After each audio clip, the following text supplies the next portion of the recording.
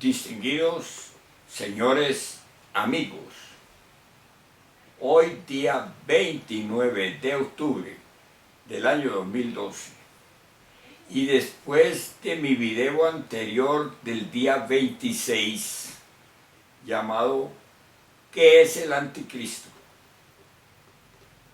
veo que es necesario para la humanidad, muy necesario, que se repita y diga desde todos los ángulos del conocimiento y por todos los medios una obra magistral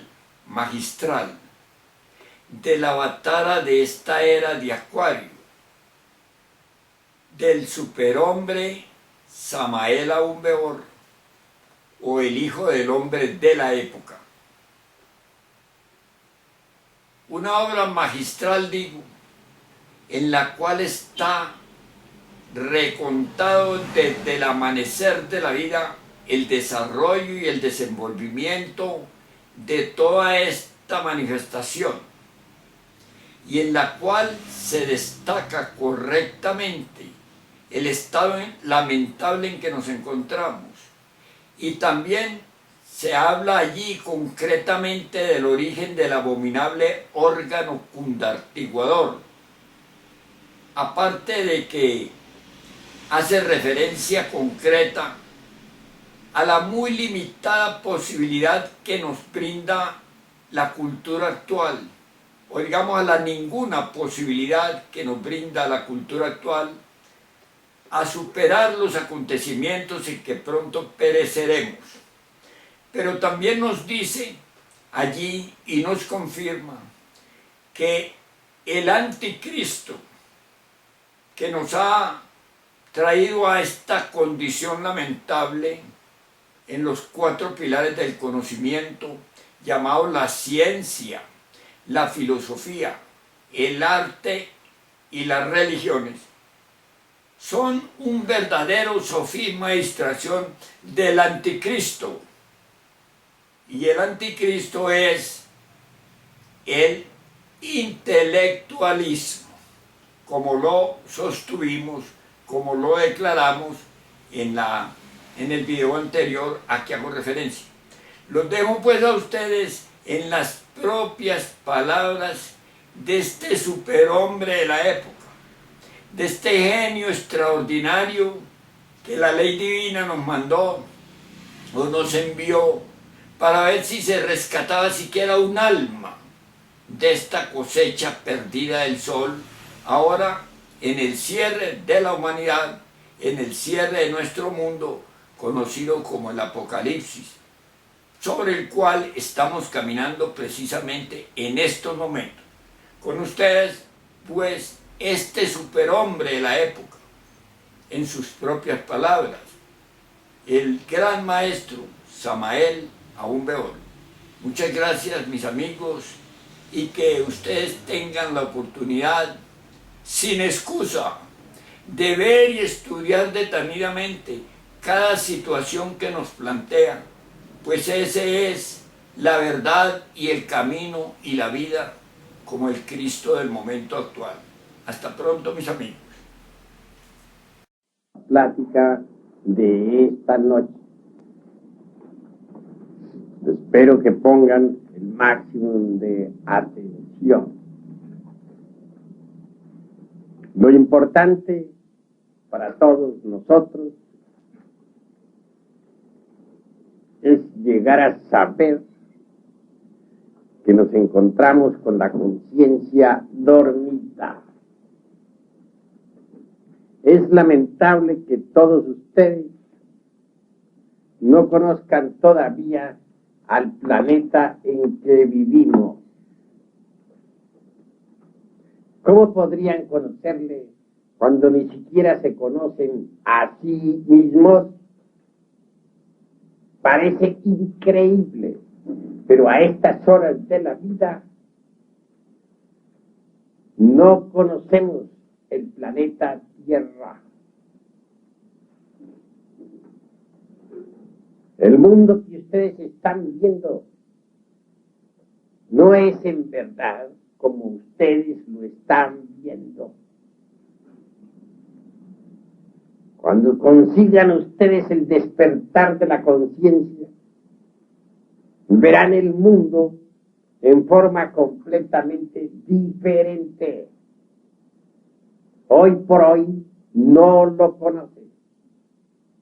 Sueñan ustedes con un planeta llamado Tierra y suponen que es así como lo están viendo. En realidad, de verdad, he de decirles que todavía ustedes no conocen el mundo Tierra. Es obvio que nuestro mundo tiene 7 dimensiones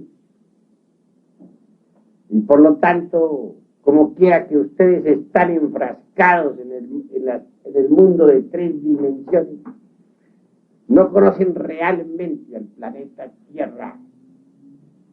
Y eso es profundamente lamentable. Los valles, las montañas, los mares, las colinas, las grandes cordilleras, no son así como ustedes las están viendo. Son diferentes. Mas sucede que ustedes todos tienen la conciencia en estado de sueño profundo. Por lo tanto, ven el mundo a través del sueño. Cuando ustedes despierten del estado en que se encuentran, verán que todo es diferente. Si las gentes tuvieran la conciencia despierta, no habría guerras en el mundo.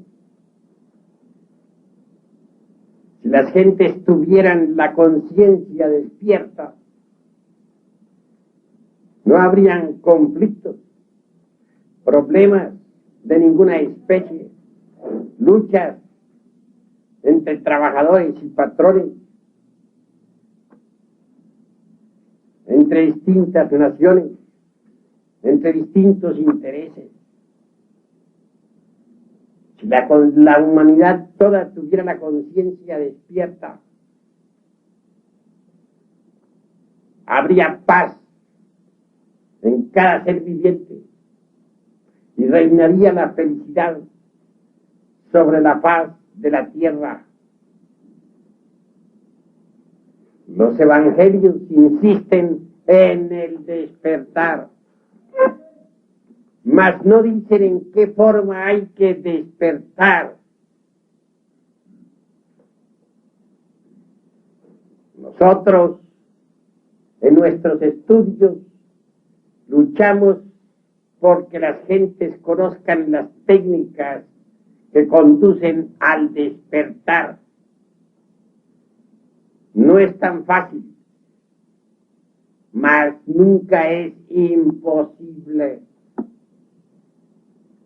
La gente tiene la conciencia dormida desde que desarrolló en el pasado el abominable órgano cundartiguador. Tal órgano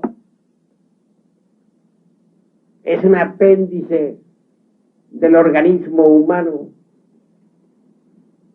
Fue una proyección de la espina dorsal hacia abajo. Es la misma cola simiesca que todavía se ve en los gorilas, chimpancés, orangutanes y changos en general. En épocas remotísimas de la historia del mundo, hubo una gran catástrofe. El cometa Condor chocó con el planeta Tierra y como secuencia o corolario de ello resultó una serie de terremotos y de grandes maremotos a través de los siglos Aquellos se procesaron en forma interminable. Y fue entonces cuando un grupo de individuos sagrados, encabezados por el arcángel Sakaki, venidos de otro lugar del cosmos infinito, hubieron de estudiar el problema. Las posibilidades de vida en el planeta Tierra disminuían considerablemente. Las especies estaban desapareciendo. Aquellos seres divinos revestidos o recubiertas sus divinales presencias con humanos cuerpos físicos estudiaron la cuestión y resolvieron en verdad darle a la humanidad el abominable órgano cundartiguador. Fue así como muchos seres vivientes empezaron a nacer con la simiesca cola de los monos, changos, orangutanes o como querramos llamarlos, cada vez más y más desarrollada. Que a ese apéndice se le dé un nombre esotérico es obvio. Se trata del abominable órgano cundartiguador.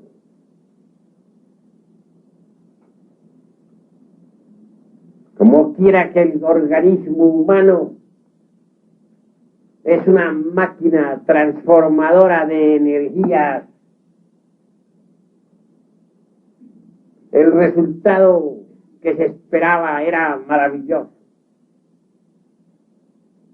Indubitablemente el cuerpo humano capta determinados tipos de energía cósmica y los transforma automáticamente para retransmitirlo posteriormente a las capas anteriores del organismo planetario en que vivimos. Si cualquier transformación apareciese en el cuerpo físico humano, variaría indubitablemente el tipo de energía transformado. Fue así como se logró que la energía cósmica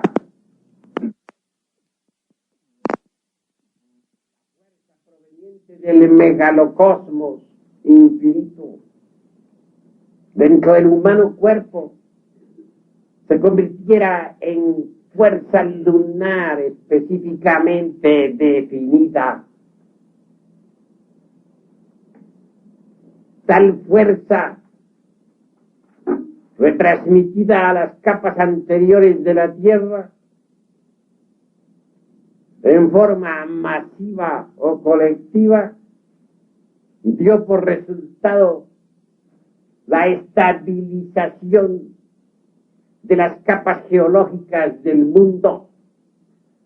Cesaron los terremotos y se hizo posible vivir sobre la faz de la Tierra.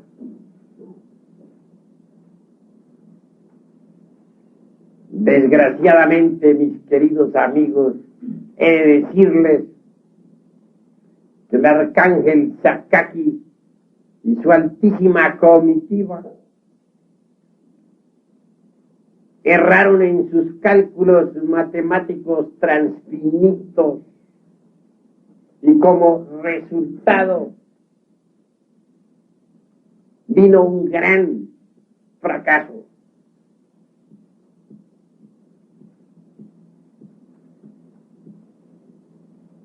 Es obvio que si ese órgano hubiese sido extirpado del organismo humano a su debido tiempo, dentro de lo normal, no habría acaecido nada de lo que más tarde sucedió. Fue mucho el tiempo que la humanidad poseyó tal abominable órgano.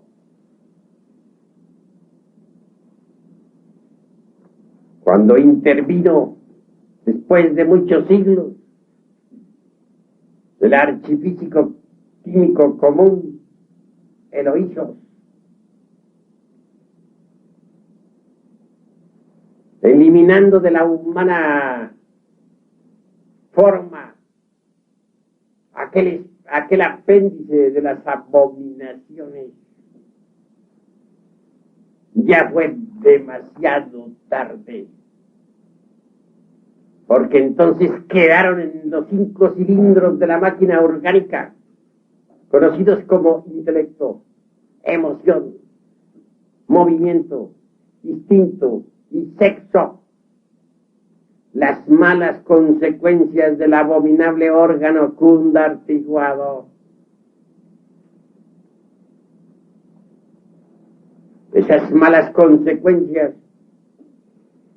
son los agregados psíquicos inhumanos que en nuestro interior cargamos. Ira, codicia, lujuria, envidia, orgullo, pereza, gula, etcétera, etcétera, etcétera. Como dijera Virgilio, el poeta de Mantua, aunque tuviésemos 1000 lenguas para hablar y para dar día cero, no alcanzaríamos a enumerar todos nuestros defectos cabalmente. Así que, dentro de los agregados psíquicos, quedó enfrascada la conciencia humana. Desde entonces nuestra conciencia, nuestra esencia viva, se procesa de acuerdo con su propio embotellamiento.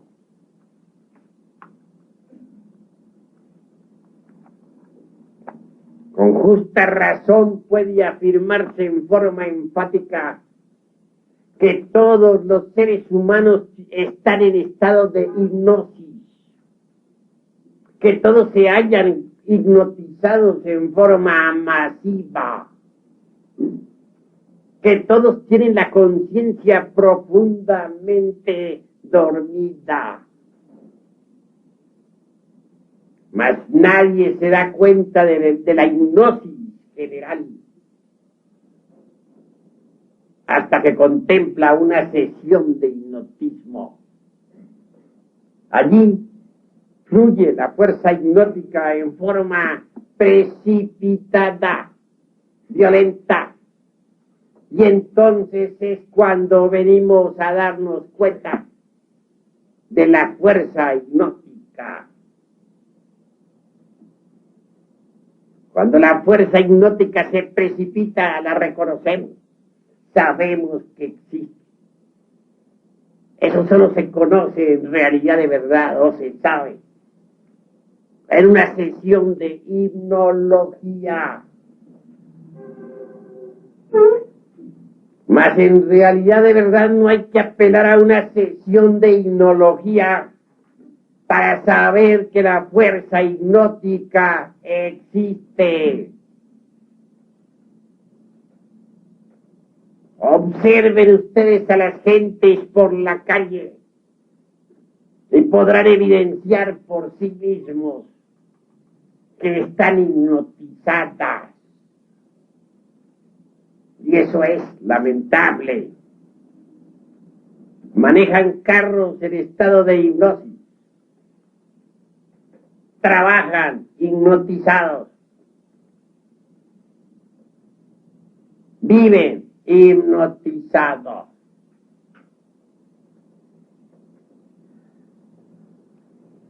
Sería absurdo suponer que una persona despierta, por ejemplo, manejando un automóvil, asesinar a otra.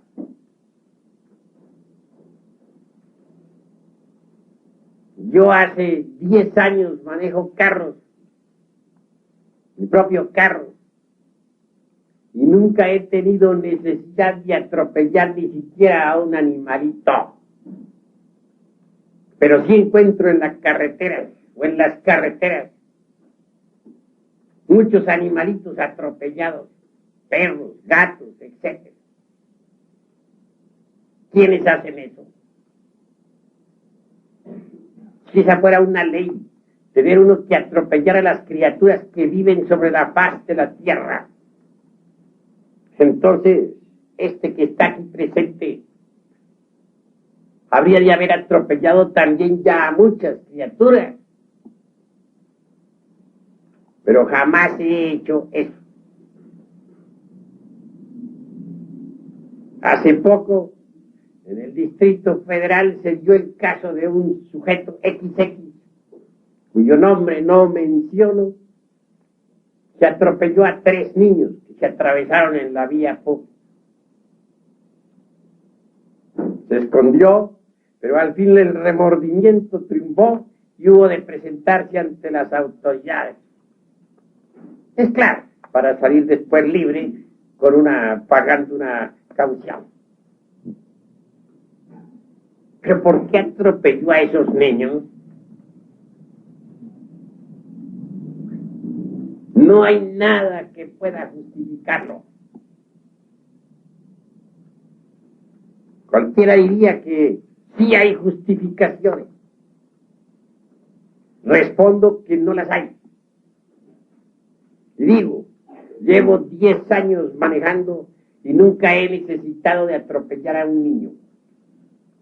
Ni a nadie. Entonces, ¿por qué lo hacen? No estoy en este momento condenando a ese hombre. Lejos sea de mí condenar a alguien. Quiero únicamente ponerlo como ejemplo para decir en forma enfática que todos los seres humanos están hipnotizados. Si ese XX caballero no hubiera estado hipnotizado, en modo alguno habría cometido tal crimen. Así es que en realidad, sin querer exagerar la nota, debo decir que todos los seres que pueblan la faz de la tierra se hallan en estado de hipnosis. ¿Pero qué o quién los tiene en ese estado? ¿Por qué están así? En realidad, de verdad, es el abominable órgano conductivador, la causa causorum de tal hipnosis masiva o colectiva. Aún queda en el organismo humano una partícula incipiente de tal órgano. Y eso nadie lo puede negar.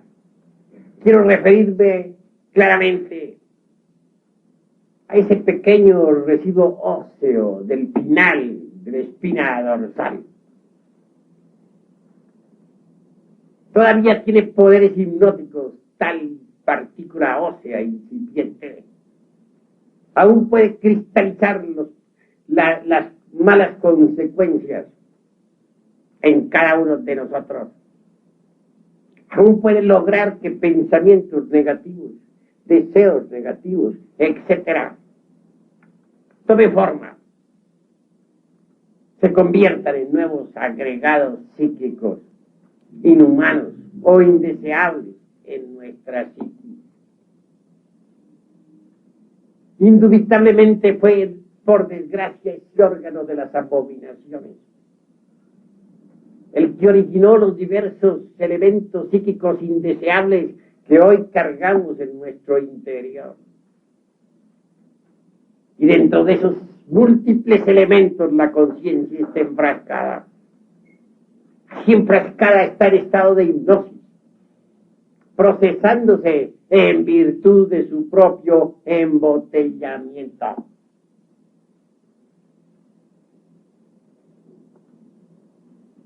Si les digo a ustedes que no vemos el mundo tal como es, no estoy exagerando la nota.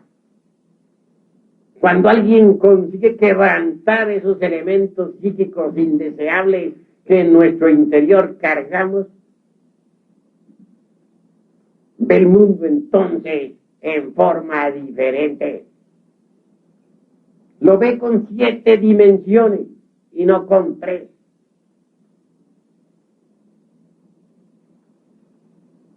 Conoce sus mecanismos íntimos. Sabe que está organizado en forma similar al hombre real. Sabe que tiene 7 cuerpos maravillosos, etcétera. Porque realmente nuestro planeta Tierra tiene 7 cuerpos. Todo no es materia física, como suponen los fanáticos materialistas. Nuestro mundo tiene un cuerpo vital. Gracias a ese cuerpo puede existir la vida sobre la faz de la Tierra. Los elementos puramente químicos y físicos no garantizan la existencia de una simple hierba. Si la garantizaran, los químicos podrían fabricar vida.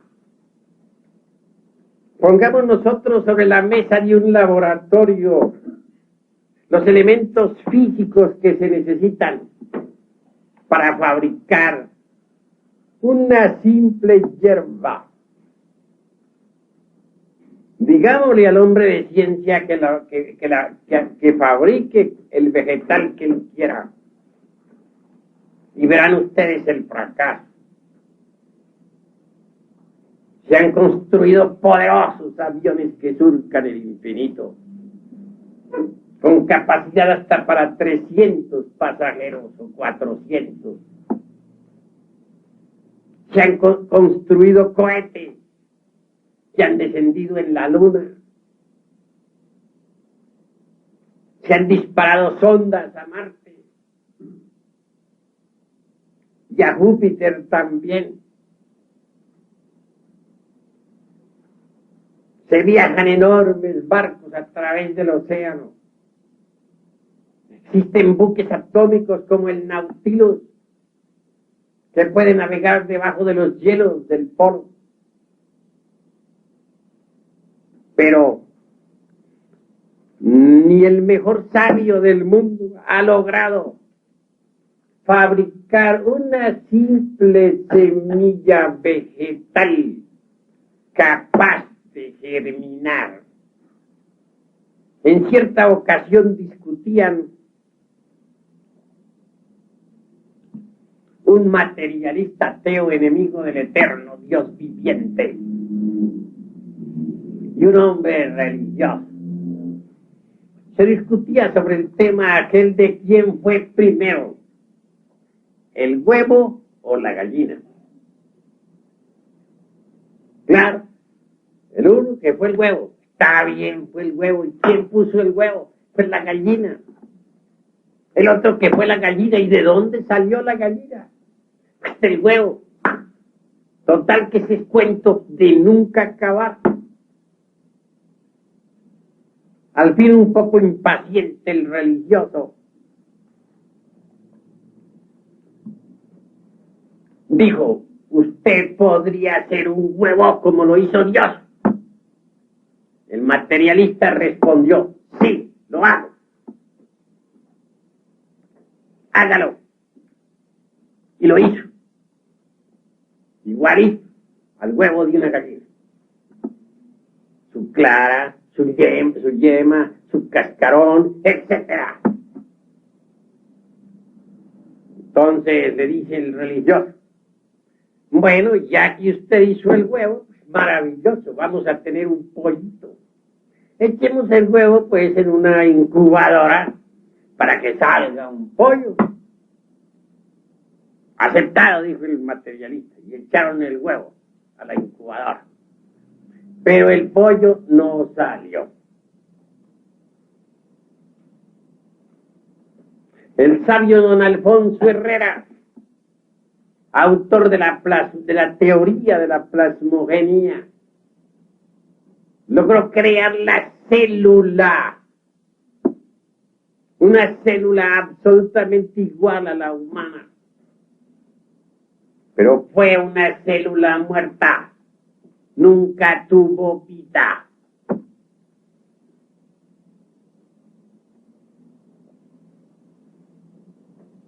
Se hacen injertos vegetales. A un árbol se le injerta una rama cualquiera de otro árbol,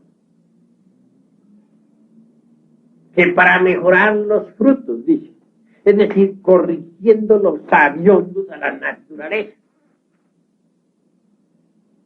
Claro, lo que hacen son adefesios, porque los frutos producto del injerto no llevan la misma fuerza natural viviente del megalocosmos. Son frutos adulterados que van a dañar el organismo humano desde el punto de vista energético.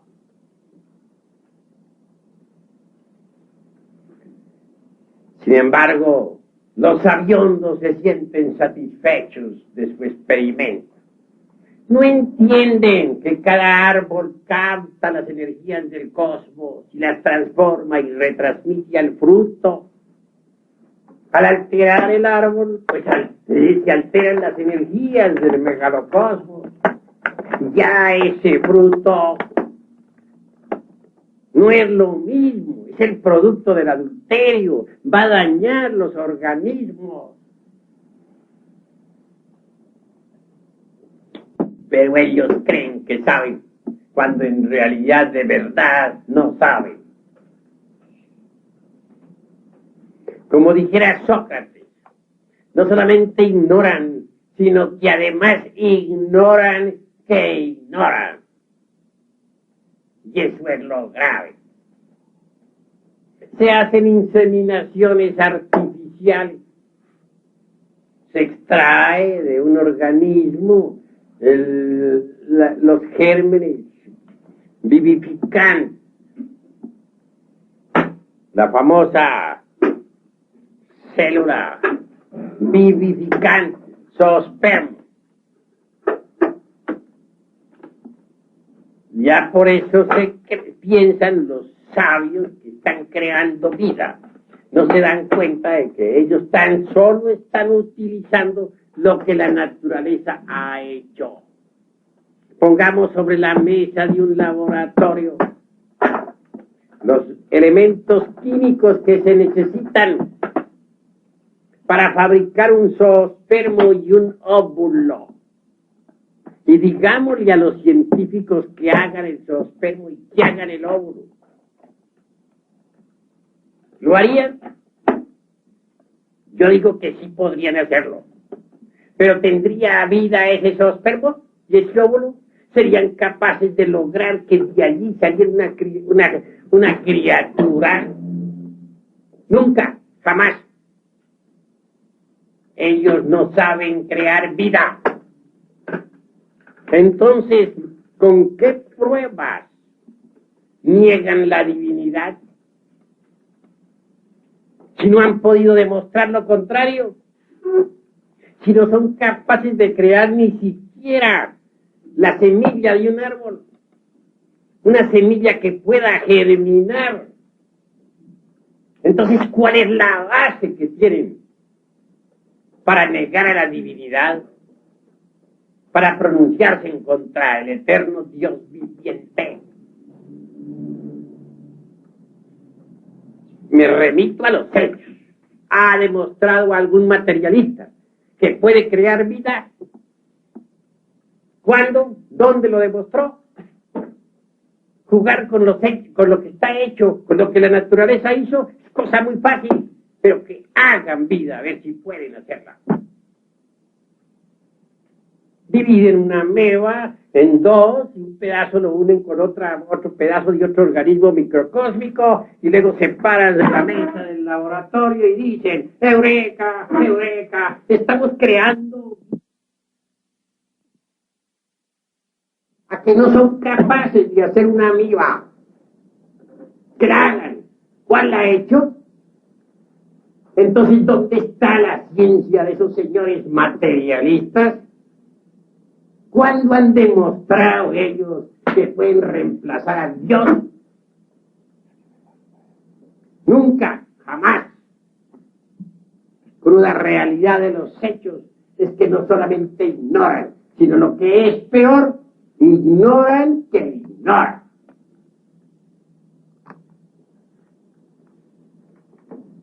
Hechos es lo que exigimos y hasta ahora no lo han demostrado. Que dicen que el hombre viene del mono. Por ahí salen con esa teoría. El uno, el cinocéfalo con cola, el otro, el mono sin cola y el hombre arbóreo. Hijos del noépitecoide. Pero, ¿cuál sería entonces el eslabón perdido? Que el hombre viene del mono. Muy fácil decirlo. ¿Y dónde está la conexión entre el hombre y el mono? ¿Dónde está el eslabón perdido? ¿Lo han encontrado alguna vez? ¿Cuál es? Tendría que ser un mono capaz de hablar, una especie de mono hombre, ya con palabras, dotado del lenguaje. Hasta ahora no ha aparecido. Entonces son empíricos esos señores materialistas. No nos están presentando hechos, sino suposiciones, utopismos. Ahora miremos el volumen del cerebro del mejor de los changos, de un gorila, y comparémoslo con el cerebro del hombre más atrasado que haya, por ejemplo, el de las tribus de Australia, gentes de cráneo achatado. Resulta que el cerebro del mono más adelantado no alcanza a ser ni la mitad en volumen al cerebro del hombre más atrasado de Australia. Entonces no está resultando la teoría de Darwin y sus secuaces de que el hombre viene del chango. Eso es falso, mentira. No está demostrado. ¿Sobre qué base lo están sosteniendo? Que nos muestren públicamente al eslabón perdido. Queremos ver esa especie de chango hablando como la gente. Pero no ha aparecido. Entonces es una suposición, una fantasía que no tiene ninguna realidad.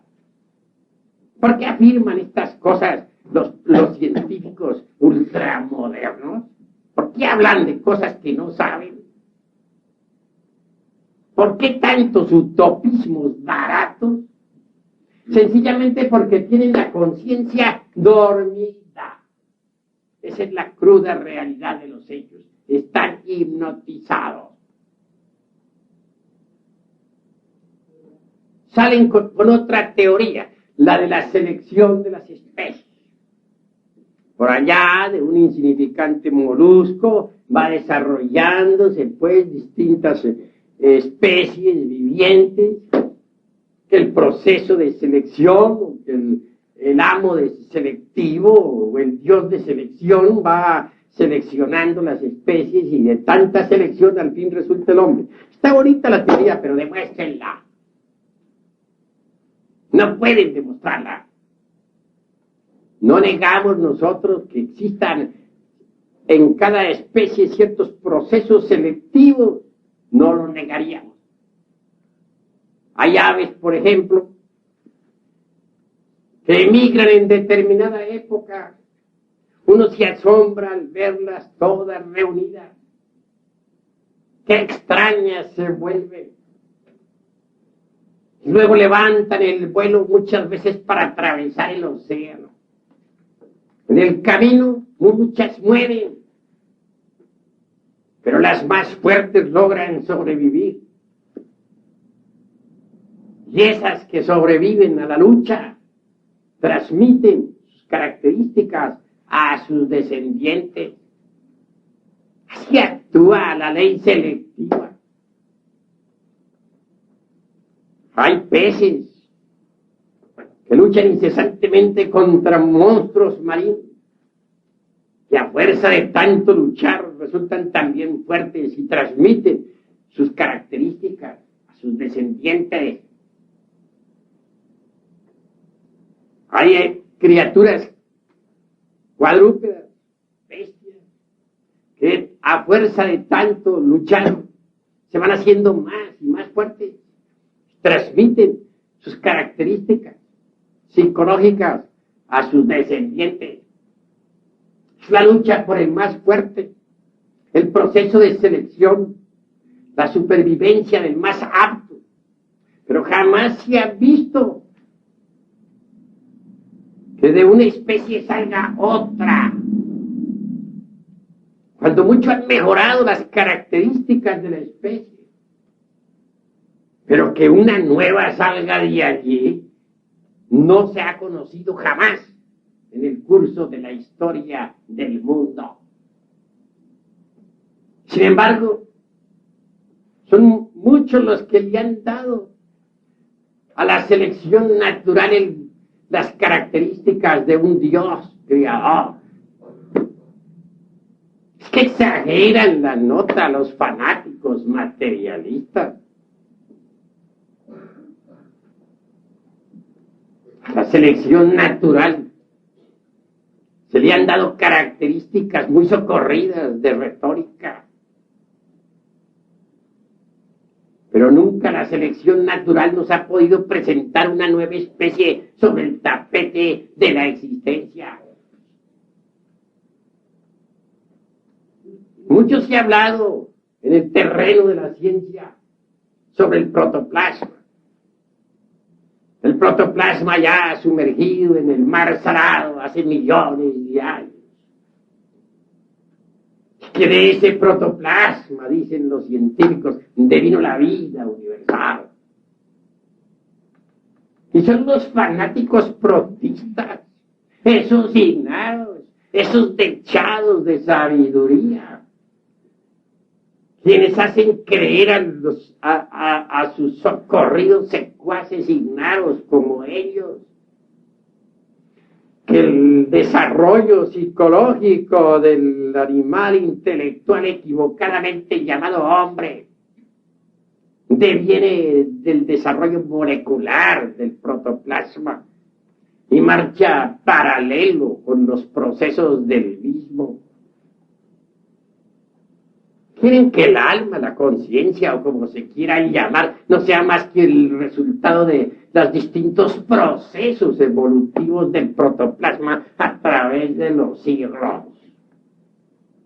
Así piensan los protistas, los dechados de sapiencia.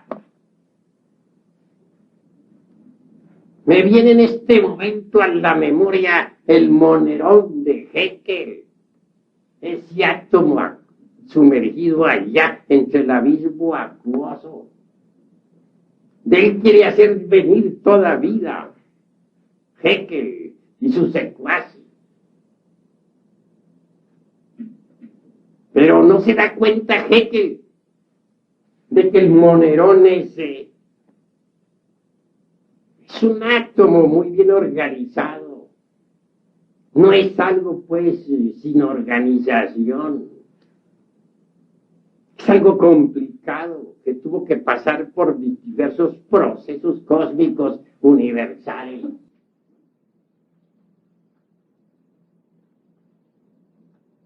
Así que en realidad, de verdad, los científicos no saben nada de la vida, ni de la muerte, ni de dónde venimos, ni para dónde vamos, ni cuál es el objeto de la existencia. ¿Por qué? sencillamente por una sola cosa. Tienen la conciencia dormida.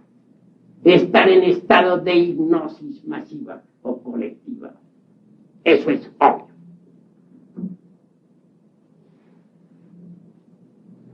Mis queridos amigos, la ciencia materialista marcha por el camino del error. Nada sabe sobre el origen del hombre, absolutamente nada. Que la ley de la selección natural haya existido, no lo negamos, pero ella no ha creado nada nuevo. Que las especies varíen a través del tiempo y de los años, no podemos negarlo. Pero los factores de variabilidad de cualquier especie solo entran en acción después de que los prototipos originales de la misma han cristalizado en el mundo físico. Esos prototipos de cualquier especie viviente se desarrollan previamente en el espacio psicológico de la naturaleza, en las dimensiones superiores de este mundo tierra, en esas dimensiones que los científicos materialistas niegan, porque no las perciben, y no las perciben porque están hipnotizados. Si ellos salieran primero del estado de hipnosis y luego hablaran, sus conceptos serían diferentes. Mas duermen terriblemente.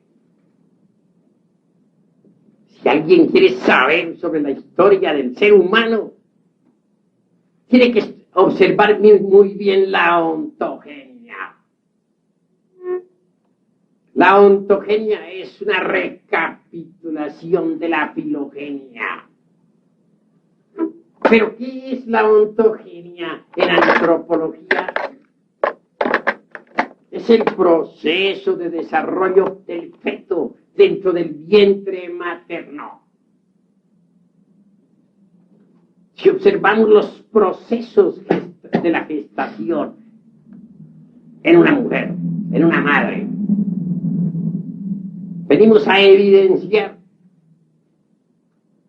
que la ontogenia es una recapitulación de la filogenia.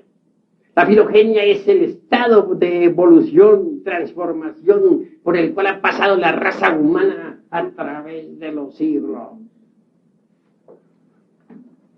La ontogenia recapitula esos estados en el vientre materno.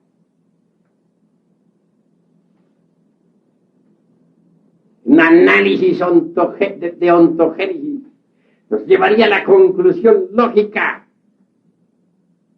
de que la especie humana y las otras especies animales tienen parecido en su origen y que devienen todas del espacio psicológico.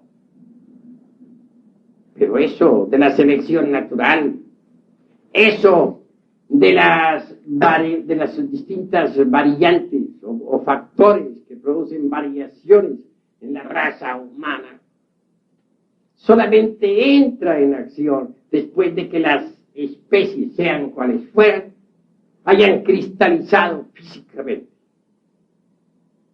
Mas en verdad, antes de la cristalización física existen los distintos procesos evolutivos e involutivos psicológicos entre el seno viviente de una naturaleza desconocida para un Maxwell, para un Haeckel, para un Darwin y sus secuaces. Así que en realidad, de verdad, nada saben ellos sobre el origen del ser humano. ¿Cómo es posible que los sabios materialistas digan que existen ciertas variaciones en los distintos tipos de las especies vivientes, ya por accidente o en forma espontánea? ¿No resulta acaso eso una contradicción?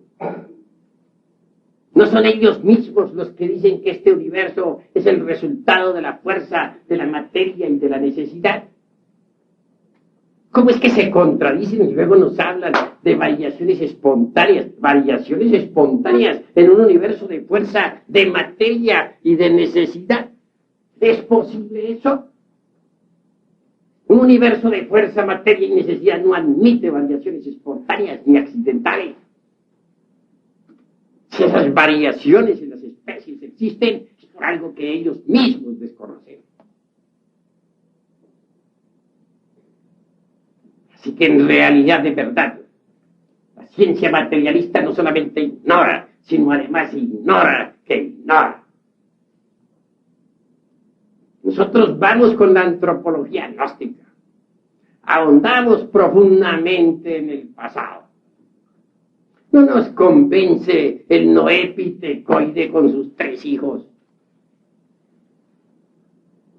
Allá los científicos materialistas y sus secuaces.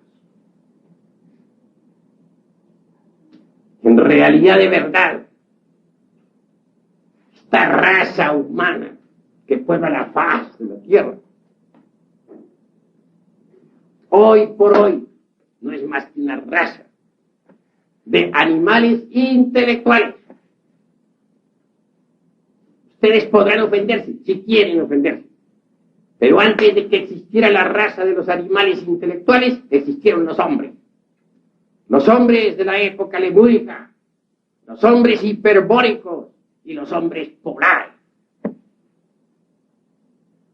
Los animales intelectuales vinieron después. Esta raza bien de animales intelectuales viene desde la Atlántida. Nació en la Atlántida. Los hombres reales de la Lemuria, en sus últimos tiempos, se fueron retirando del escenario del mundo. Y sus organismos los fueron dejando a los elementales superiores de los reinos animales. Entonces esos elementales entraron en estos organismos y aquí están presentes. Fueron creados desde la Atlántida para acá. Porque los lemures no eran animales, ni los hiperbóreos, ni los polares. A la raza de animales intelectuales le precedió la de los hombres, que existieron en la Lemuria, en el continente hiperbóreo y en el polo norte, que en aquella época estaba ubicado en la zona ecuatorial. ¿En qué se basa la antropología gnóstica para afirmar esto? ¿Por qué lo dice? Se basa no solamente en todas las tradiciones que vienen en los libros sagrados de Egipto, del antiguo México, de los pueblos incaicos, de la tierra de los mayas, de Grecia, de India, de Persia, del Tíbet, etc. Sino en las investigaciones directas también de aquellos que han logrado despertar conciencia. Aquí en esta institución nosotros les vamos a entregar a ustedes todos los sistemas que se necesitan para despertar conciencia. Y cuando ustedes despierten, investiguen y comprobarán lo que les estoy diciendo por sí mismos, no porque yo se los venga a decir. Lo comprobarán directamente, pero despierten, porque así como están dormidos, podrían también ser víctimas de las teorías aquellas de Haeckel y sus secuaces.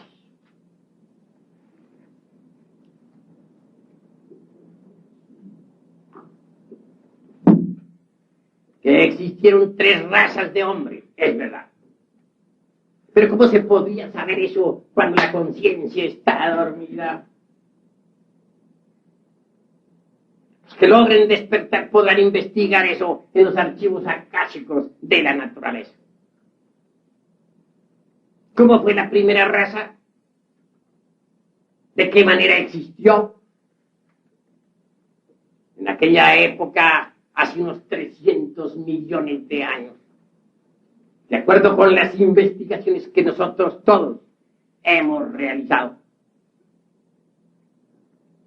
existieron los seres humanos protoplasmáticos y la misma Tierra era un protoplasma. No hay protoplasma que deje que la pizca aquella de sal entre el mar salado y 50,000 tonterías de esas sin confirmación alguna. No, la raza protoplasmática, que es diferente. Una raza humana flotaba sobre el ambiente, aún no había caído sobre la húmeda tierra. ¿Cómo se reproducía esa raza? ¿Y cuál era su origen? Esa raza había evolucionado e involucionado, porque no somos esclavos del dogma de la evolución. Digo, repito, evolucionado e involucionado en las dimensiones superiores de la naturaleza y del cosmos. Y cristalizó, sí, sobre una tierra también protoplasmática. Después de múltiples procesos evolutivos surgidos desde su germen original, ubicado en el caos, en el Magnus Limbus, en el Iliáster del mundo. Cuando esa raza cristalizó, fue hermosa, elástica, dúctil. Lo mismo podía asumir figuras gigantescas que reducirse a un punto matemático. ¿En qué me baso? En la conciencia despierta. ¿Me consta a mí? Sí me consta, porque soy un hombre despierto. Si no fuera un hombre despierto, no les estaría hablando a ustedes como les estoy hablando. Me consta. Si ustedes aceptan la doctrina de la reencarnación, mejor. Obviamente yo estuve reencarnado en esa raza. Y como quiera que estoy despierto, no puedo olvidar los procesos evolutivos e involutivos de la misma. Por eso doy testimonio ante ustedes, a sabiendas de que están dormidos, pero debo depositar en ustedes esos datos que necesitan para que vayan despertando. ¿Cómo se multiplicaba aquella raza? ¿Cómo se reproducía? No es como decía la maestra Blavatsky, que era una forma asexuada, que no necesitaban del sexo para eso. Errónea tal afirmación. Porque la fuerza del Mahachohan, la energía creadora del tercer logos, fluye en todo lo que es, en todo lo que ha sido y en todo lo que será.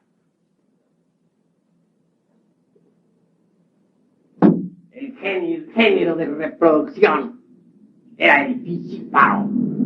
Entonces se expresaba la forma sexual en forma diferente. Se dividían los organismos como se divide la célula viva. Pensaban los estudiantes de biología cómo se divide una célula. Creo que no lo ignoran. Creo que no desconocen el que cierta parte del protoplasma o del citoplasma con un pedazo de núcleo se aparte. Eso no lo ignoran. Así también aquellos organismos se dividían.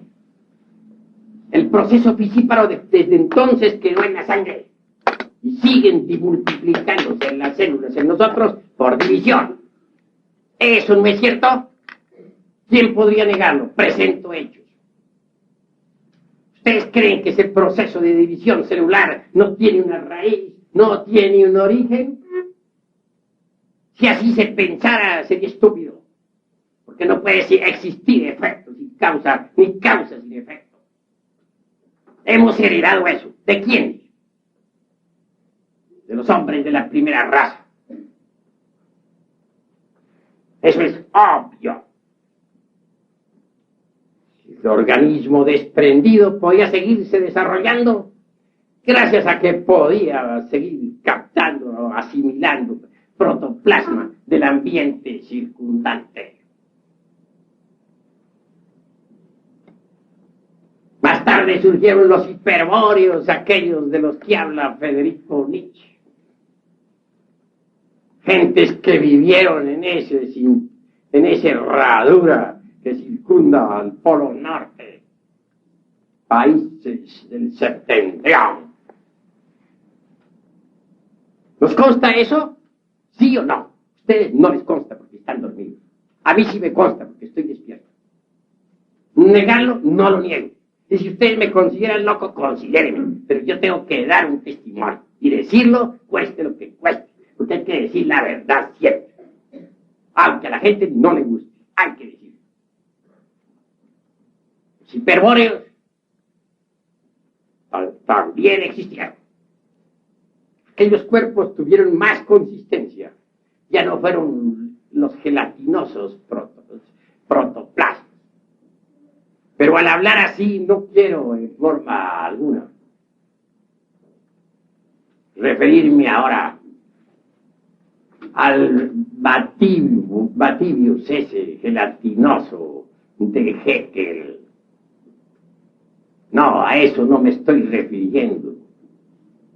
A esa célula alma del mismo autor, entre el mar salado. Allá Haeckel y sus secuaces y su monerón, todo lo que él quiera, sus teorías absurdas. Quiero referirme claramente a una raza existente, protoplasmática, que es distinto, como ya dije. De ella derivó por condensación los hiperbóreos. Una raza más física.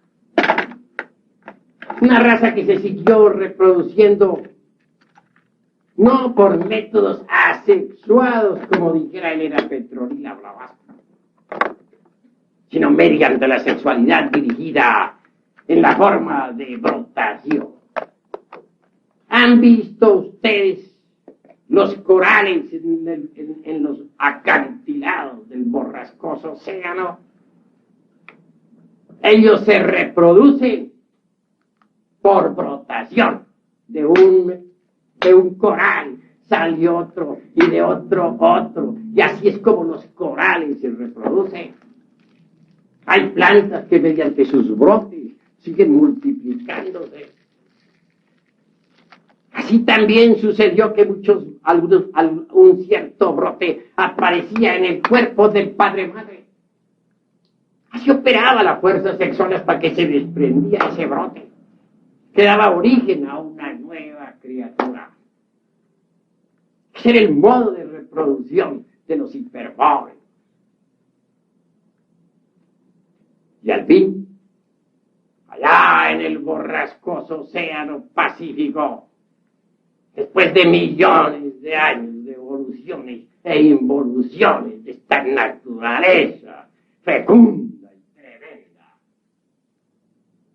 brotó la Lemuria, un gigantesco continente surgido desde el fondo de los mares, que cubría todo el océano Pacífico.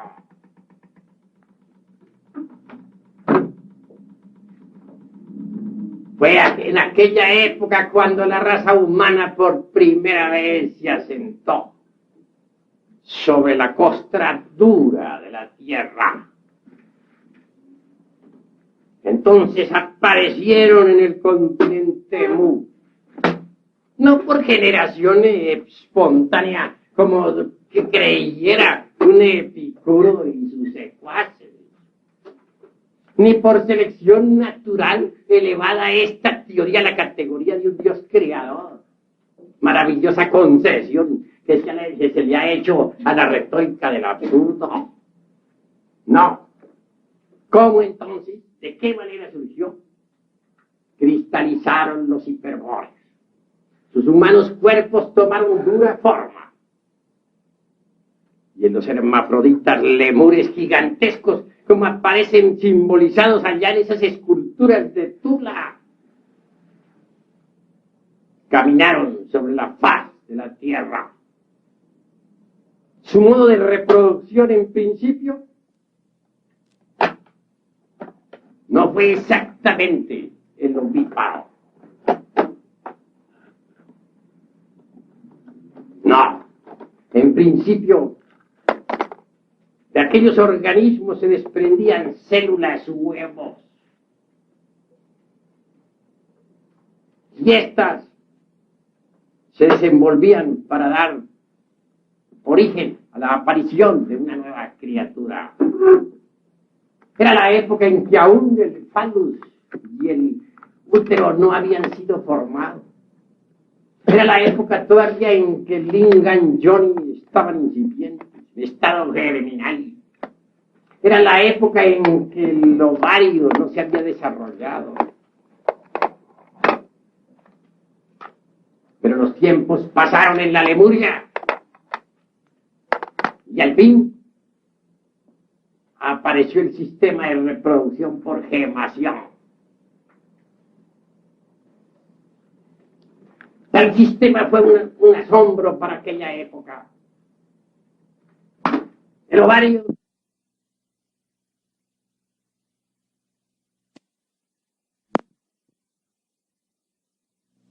de una célula fecundante, es decir, de un solo esperma. De manera que cuando aquel huevecillo se desprendía del ovario de una hermafrodita, ya iba fecundado previamente.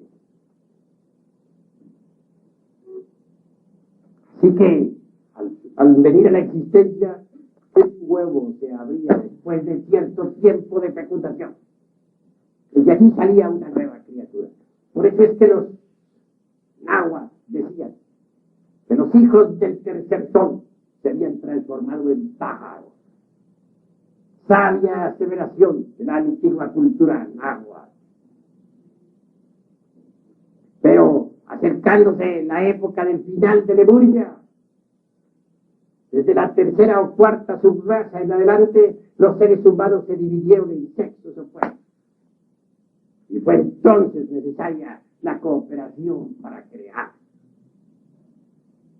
Este sistema de crear mediante cooperación viene desde la Lemuria.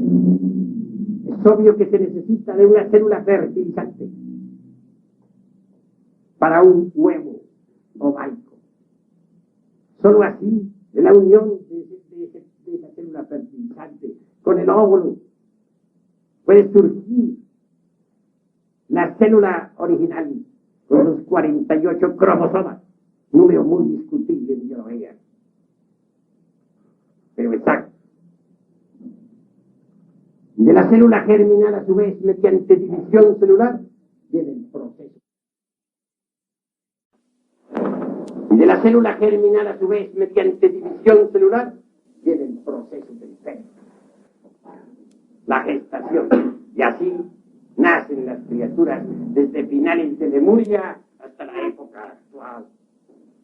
¿Pero qué saben de eso los que tienen la conciencia dormida? ¿Acaso aceptarían estas tremendas realidades? Eso nunca, jamás.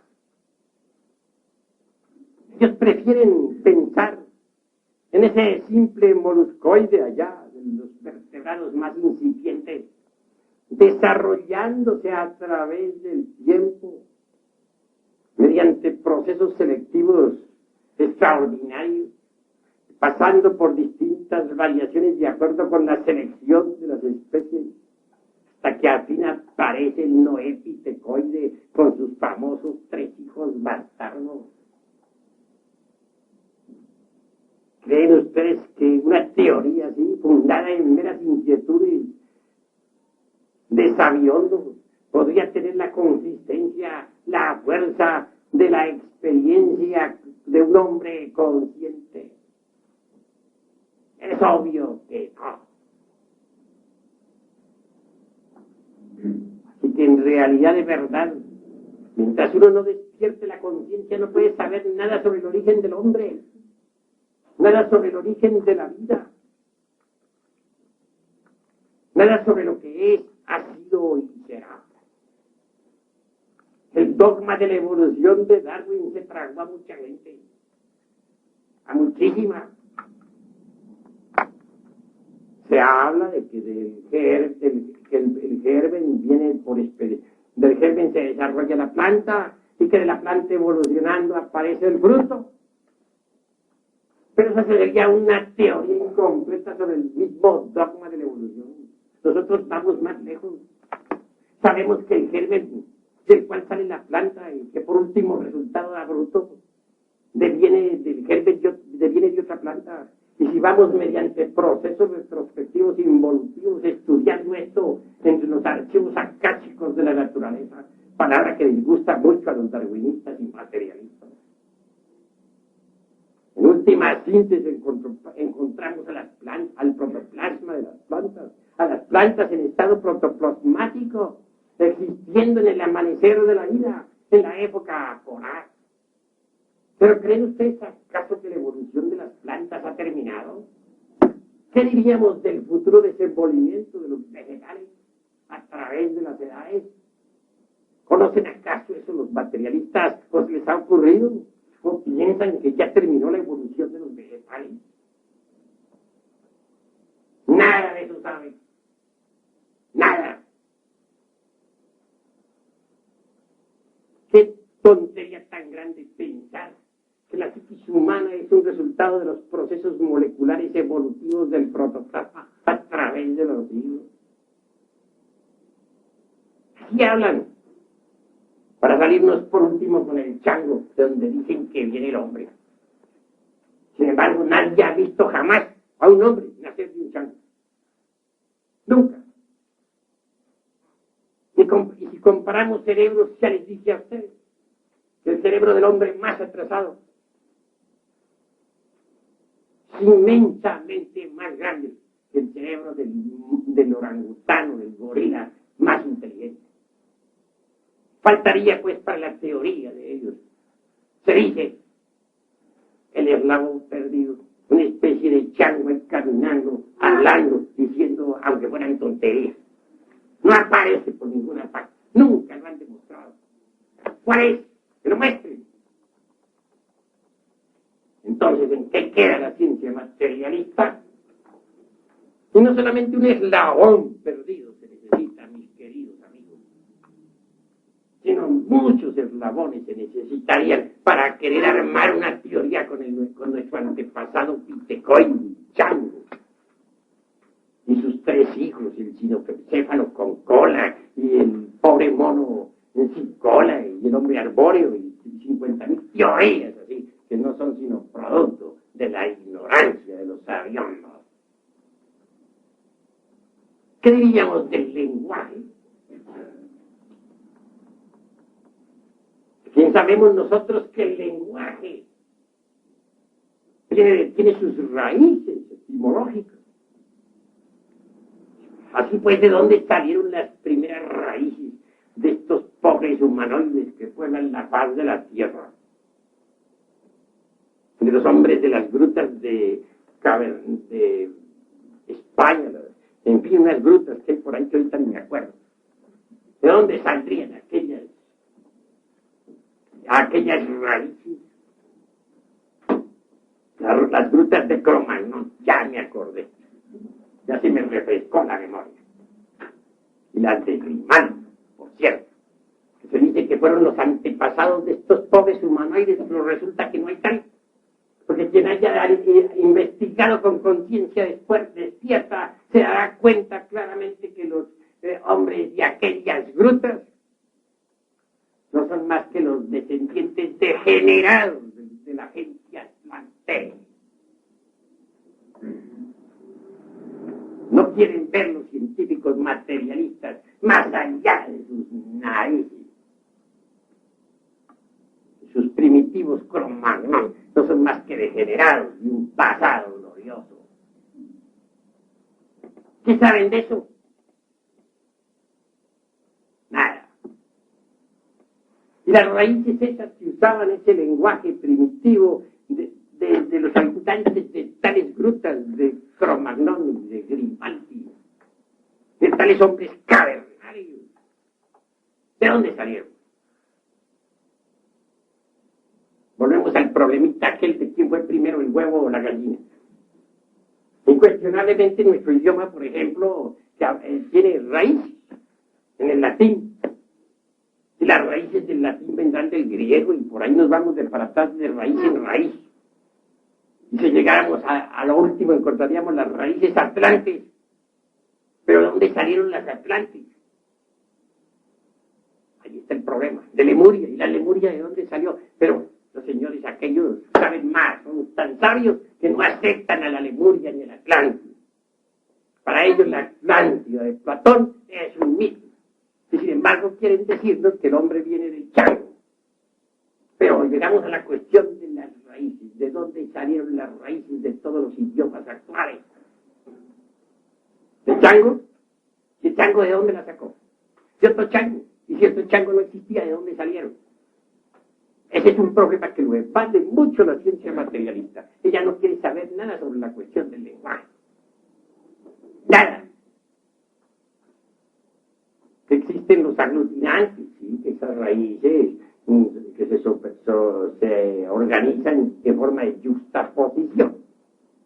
Quieren llevar un orden definido, se aglutinan, etcétera, etcétera, para dar por último forma a los distintos idiomas, aceptados.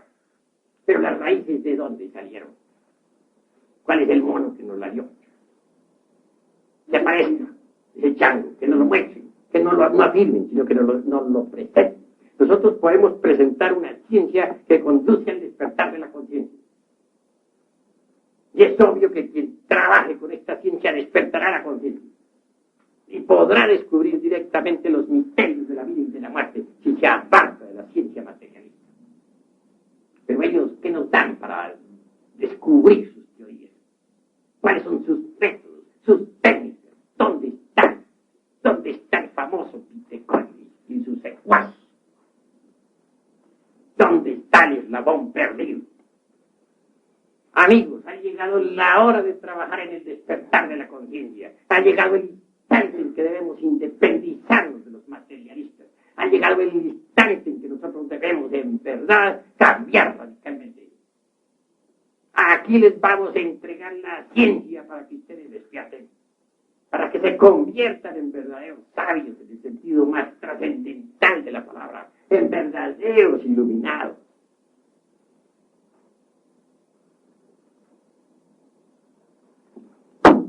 Hasta aquí mi plática de esta noche. Ahora doy oportunidad para las preguntas.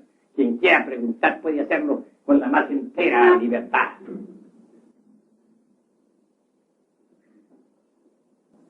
Hay libertad de palabra y el que quiera refutar, que refute. Aquí se da libertad de palabra a todos. Entonces, ¿de dónde se ve el hombre? Bueno, distingamos entre el animal intelectual y el hombre. Antes de que el animal intelectual existiera, existió el hombre. Ya hablamos nosotros, ya dije en esta plática que existieron 3 razas antes del animal intelectual. Quiero referirme en forma franca a los lemures, a los hiperbóreos y a la raza polar. Dije que los lemures existieron en el Océano Pacífico. Pruebas hay unas y muchas. Recordemos la isla de Pascua, que es un residuo de la antigua Lemuria. Allí encontramos todavía tremendos monolitos cincelados por titanes. También Australia es otro remanente de Lemuria, donde se encuentran muchas tradiciones del viejo continente. Pero la raza lemur existió y se reprodujo mediante el sistema de gemación. Ya explicamos que pasó la raza lemúrica por 3 procesos sexuales. Primero, reproducción únicamente mediante la célula huevo o huevo célula. Luego, el sistema que llamaríamos de gemación. Y tercero, el sistema de cooperación, que es el que todavía existe. También dijimos que los lemures son una materialización o cristalización de los organismos hiperbóreos desarrollados. No negamos que los hiperbóreos a su vez son una cristalización de la primera raza, la raza protoplasmática. refutamos la absurda teoría del famoso protoplasma de los protistas allá entre el agua, entre el mar salado, producto de imaginaciones calenturientas, y dijimos que existió una raza protoplasmática.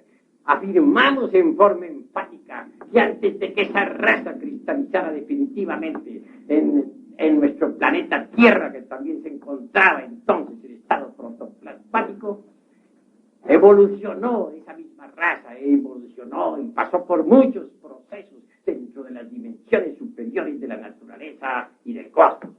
Al llegar a esta parte hemos chocado precisamente con el problema de los materialistas que no quieren aceptar las dimensiones superiores de la naturaleza y que no quieren, en modo alguno se resignan a reconocer su ignorancia.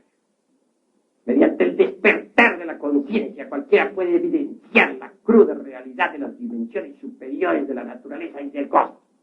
Y quien despierte también podrá evidenciar que las evoluciones e involuciones de aquella raza que cristalizó al fin en el continente polar surgieron de los gérmenes elementales primitivos depositados en el caos antes de que la vida hubiese tomado forma. Así que estamos hablando de cuestiones de antropogénesis, de antropología gnóstica, porque nosotros nos dedicamos a esa clase de estudios, ya que esta institución es de gnóstica antropológica. No aceptamos las teorías materialistas, porque después de revisarlas no resistieron un análisis de fondo. No podemos aceptar lo que no resiste un análisis. ¿Alguna otra pregunta? ¿Tiene la palabra? ¿Cómo? Pues es claro que las lenguas tienen sus raíces. Son raíces que se justaponen unas a otras. ¿Quién podría negarlo? Ahora bien, unas raíces vienen de otras raíces y si mediante exámenes retrospectivos vamos, será muy difícil a los científicos materialistas descubrir de dónde salieron las primeras raíces. Pero nosotros sí sabemos de dónde salieron. Téngase en cuenta que los lemures pronunciaban perfectamente, usaban perfectamente en su lenguaje 300 consonantes y 51 vocales. Tenían una capacidad ablativa inmensamente superior a la de nosotros, porque eran hombres. Nosotros somos animales intelectuales, no tenemos esa capacidad. Los organismos humanos degeneraron después de que fueron entregados a los elementales superiores de la naturaleza. Es decir, a los elementales provenientes de los reinos animales superiores. Entonces es claro que tenía que disminuir la capacidad ablativa. Y disminuyó. Hoy apenas sí usamos las vocales y consonantes de nuestro idioma. ¿Alguna otra palabra?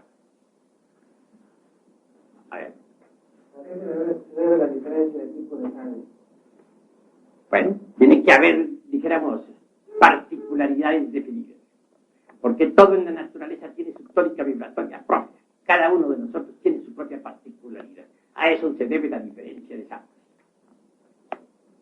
¿Y no tiene consecuencia el modo de pensar de nuestra cabeza? Obviamente que sí.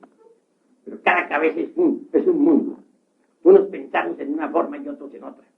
Unos vamos con la cabeza para arriba y otros van con la cabeza para abajo. Bueno, estoy hablando en forma simbólica. ¿Alguna otra pregunta? Disculpe, señor, que el mundo tenía 7 dimensiones, ¿no? Sí. Y que lo podíamos ver solamente despertando la conciencia. Y usted dijo que usted estaba despierto. ¿Nos podría decir más o menos de una forma concreta cómo es la séptima dimensión? ¿Cómo qué? ¿Cómo es la séptima dimensión? Sería lenguaje mudo para ti, puesto que no puedes verla. Si yo te digo que el mundo de 3 dimensiones es largo, ancho y alto, bueno, alguna idea te puedes ir formando. Si te digo que el mundo de la 4ª dimensión es el tiempo, está bien. Y hay quienes yo conocí ahora hace poco en Durango a un físico atómico muy extraordinario que aprendió a viajar en el tiempo. hacia adelante y hacia atrás, con cuerpo físico. Y es un físico nuclear. Es alguien respetable. También existe una quinta dimensión que está más allá de la eternidad y del tiempo. Hay una sexta dimensión. Digo, una quinta dimensión, que es la eternidad, dispensen ustedes. Y hay una sexta dimensión que está más allá de la eternidad y del tiempo. Y por último viene la dimensión cero desconocida, la del espíritu puro. Bueno, y ¿qué es lo que se necesita para despertar la conciencia? Para despertar la conciencia lo que se debe es reducir a polvo al ego animal. Este ego no es más que un manojo de deseos, pasiones, ira, odio, etcétera, etcétera, etcétera, y otras tantas hierbas. Si tú reduces a polvo al ego, si pasas por la aniquilación budista, despiertas la conciencia. Y una conciencia despierta es la conciencia iluminada. Ante todo he de decirles a ustedes, mis amigos, que hay necesidad de crear al bodhisattva. ¿Qué se entiende por bodhisattva? La conciencia iluminada despierta. Eso es el bodhisattva. Es obvio que si nosotros desintegramos, por ejemplo, el defecto de la ira, que es un agregado psíquico inhumano que en nuestro interior cargamos, cristalizará en nosotros la virtud de la serenidad. Si nosotros desintegramos el defecto o el agregado psíquico de la codicia, cristalizará en nosotros el desinterés más profundo. Si nosotros reducimos a polvo al agregado psíquico de la lujuria, cristalizará en nosotros la castidad. Si nosotros quebrantamos y volvemos polvo al elemento psíquico del odio, cristalizará en nosotros el amor. Y así sucesivamente, cada vez que quebrantamos un defecto, cristalizamos alguna virtud en nosotros. ¿Y qué es el alma? El alma es un producto, mejor dicho, es una suma de distintas virtudes, leyes, poderes, etcétera. De manera que a medida que vamos quebrantando todos nuestros defectos de tipo psicológico, va cristalizando en nuestro interior, en nuestra esencia anímica, es alma. Por eso dice el Cristo, en paciencia poseeréis vuestras almas. Cuando uno llega a poseer su alma, tiene también todos los dones y poderes del alma. ¿Y qué cosa es el alma cristalizada en un organismo humano? Es eso que se llama en el Oriente el bodhisattva. Esas cristalizaciones divinales mezcladas con la esencia. Es el bodhisattva. Un hombre que tenga el bodhisattva es un hombre despierto. Es un hombre que puede viajar fuera del cuerpo en el bodhisattva a través del infinito. Es un hombre que puede viajar en el tiempo, hacia atrás y hacia adelante. Es un hombre que puede estudiar la historia de la naturaleza, la historia de la tierra y de sus razas, en los archivos akáshicos de la naturaleza viva. Así que bien vale la pena cristalizar el bodhisattva de nosotros. Pero para ello hay que desintegrar los agregados psíquicos. Y solamente es posible desintegrarlos a base de trabajos conscientes y padecimientos voluntarios. Si el agua no hierve a 100 grados, no cristaliza lo que tiene que cristalizar y no se desintegra lo que tiene que desintegrarse. Así también si no pasamos por grandes crisis emocionales y verdadero arrepentimiento, no lograremos desintegrar los agregados psíquicos para cristalizar alma en nosotros. Cuando alguien cristaliza su alma, cuando alguien es dueño de su alma, incuestionablemente está despierto. Jesús el Cristo dijo, en paciencia poseeréis vuestras almas. Así pues, la conciencia despierta dará origen a la ciencia pura, porque el hombre de conciencia despierta tendrá acceso a la ciencia pura. Se libertará de todo ese podridero de las teorías materialistas que tanto abundan por aquí, por allá y acullá, y podrá ver y experimentar directamente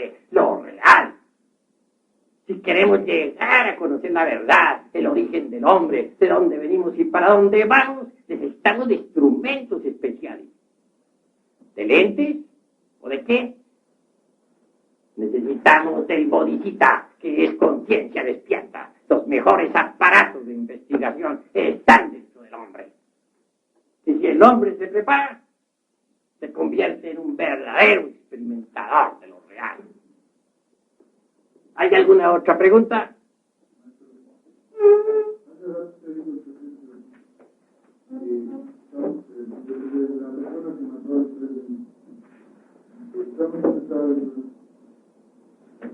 Superando eso o despertando, no es posible, no matarían, vamos a suponer, no mataría Dios estando despierto a él mismo o a cualquier. No, jamás. No es posible que un hombre despierto manejando un carro atropelle a otro. Eso no es posible. Vamos a suponer que voy manejando.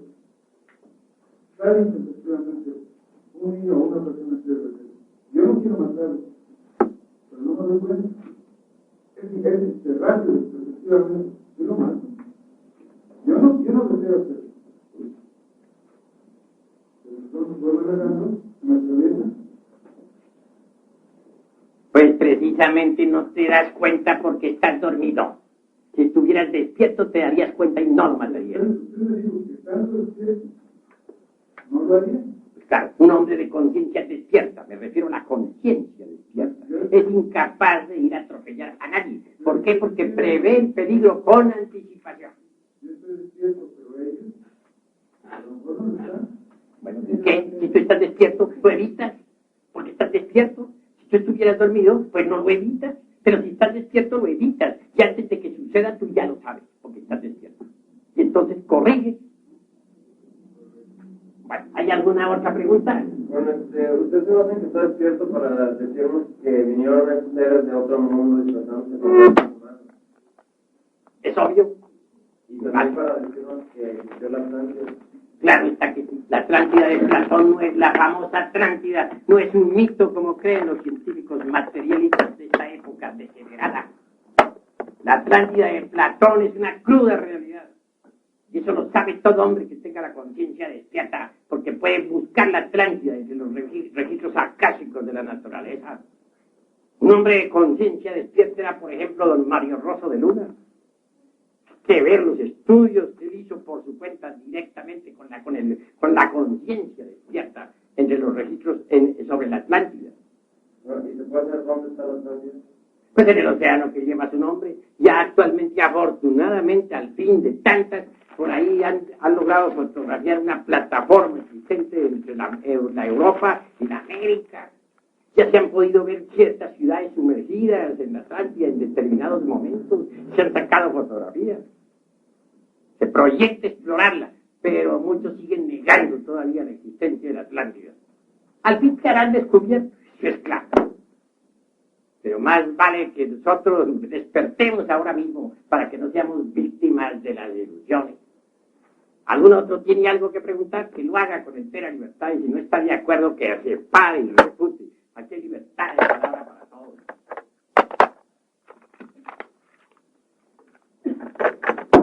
A ver, toma la palabra. ¿Qué importancia tiene la energía sexual para empezar el despertar?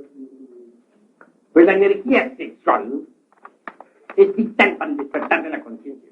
Es un tipo de energía sumamente fino, sumamente poderoso. Tiene en el organismo humano su propio sistema establecido, sus canales de circulación, etc. Incuestionablemente es la energía más fuerte que exista en todo el universo. Alrededor del sexo gravitan todas las actividades humanas. De manera que esa energía sexual lo mismo puede esclavizar al hombre que liberarlo. Si el hombre la utiliza para la satisfacción de las pasiones animales, cosa que no hicieron los lemures jamás, por lo menos mientras no degeneraron, porque hace un tiempo también degeneraron, pues entonces viene el despertar de la conciencia. Porque esa energía sabiamente dirigida sirve para el despertar de la conciencia. Pero hay que aprender a dirigirla, a gobernarla, no ser esclavos de ella. En todo caso, aquí se les da las instrucciones sobre la ciencia transmutatoria del son mercurio. Aquí se les debe instruir sobre el manejo de la energía creadora. Quien aprenda a manejarla abrirá todos los tesoros de la naturaleza. Quien aprenda a utilizarla podrá llegar a la omnisciencia. Pero hay que aprenderla a utilizar sabiamente. ¿Alguna otra pregunta? ¿Por qué razón tuvimos que llegar a ser animales intelectuales? Y el primer ser en el mundo fue superior a nosotros. Pues sencillamente debemos estar agradecidos de que los hombres verdaderos nos hayan cedido sus cuerpos. Porque ellos se fueron, pero los organismos los dejaron a los pobres a los animales superiores, a los elementales provenientes de los animales superiores. Entonces esos elementales o ánimas o principios de vida o esencias ingresaron en los organismos que dejaron los hombres. Desde entonces toda esta raza humana sigue evolucionando e involucionando incesantemente. Pero a ellos se les deben los organismos animales. Ellos se fueron, pero dejaron los organismos humanos. Se los dejaron a los elementales superiores provenientes del reino animal. Esto significa que todos ustedes en aquella época eran animales, cuadrúpedos, aves, etcétera, pero elementales superiores ya desarrollados. Entonces pudieron como elementales ingresar en esos organismos que fueron dejando los lemurios. A ellos se les debe pues que hoy en día ustedes tengan cuerpos humanos. Ellos son nuestros antecesores. No el famoso Noé Pitecoide con sus 3 hijos bastardos. Cosa absurda. Entonces eso significa que nuestros descendientes van a ir cada vez más para abajo en lugar de ir hacia arriba. Bueno, nuestra raza actualmente está involucionando, desgraciadamente, y será destruida también dentro de poco tiempo. Pero surgirá de todas maneras una nueva raza. Ella surgirá del núcleo, de lo más selecto, de lo más distinguido de nuestra raza. Surgirá una nueva raza que vivirá en tierras nuevas, en continentes nuevos, porque estas tierras actuales serán sumergidas, primero quemadas y luego sumergidas entre el fondo mismo de los océanos.